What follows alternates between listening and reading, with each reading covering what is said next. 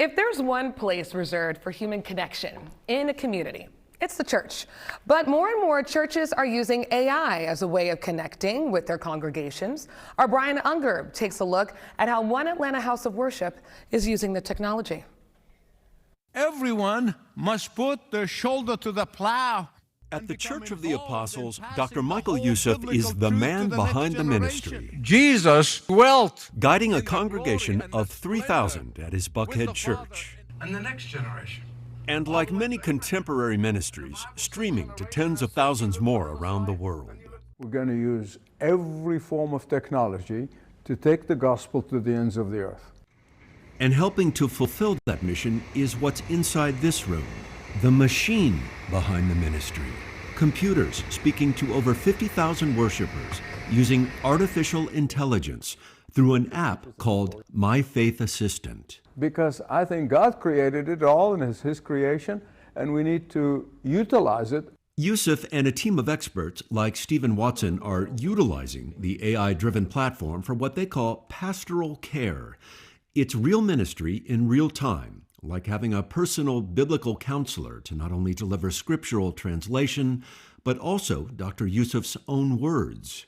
It is used as a biblical study aid and does not usurp or replace time that should be spent wrestling with the Word and in prayer with God. While it may seem like a contradiction, more and more churches dedicated to a spiritual connection to God and the pulpit are using machine learning and AI to guide their flocks. In one study, tracking over 6,000 church leaders since 2021, last year alone there was an 80% increase in the adoption of AI. How does it work? We asked it the question, in the book of Jonah, is the story of Jonah and the whale real or a metaphor? So now we go into the answer. Okay. Scripture teaches that the story of Jonah is a real historical event, not merely a metaphor. Like the more secular ChatGPT, My Faith Assistant offered a concise explanation. But here's where it's different and customized. Dropping a user directly into the portion of the video that's talking about what they're struggling with. Even 2 miracles to be a Christian. Is this helping us? Is this moving us closer to our vision and mission of who we are as people of God? Dr. Amy Victoria Atkins-Jones is an assistant professor at Emory's Candler School of Theology.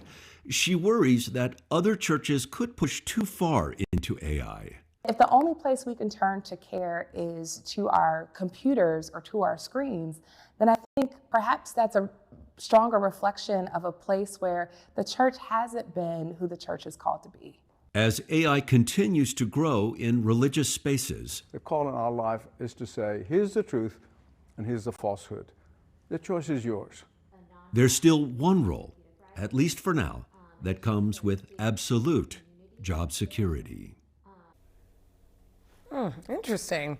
If you know of other community efforts like this one, we would love to hear from you. And you can text us at the number you see right there at the bottom of your screen. It's 770-661-0069 and share your story ideas with us here at CBS News Atlanta, because we are listening to you.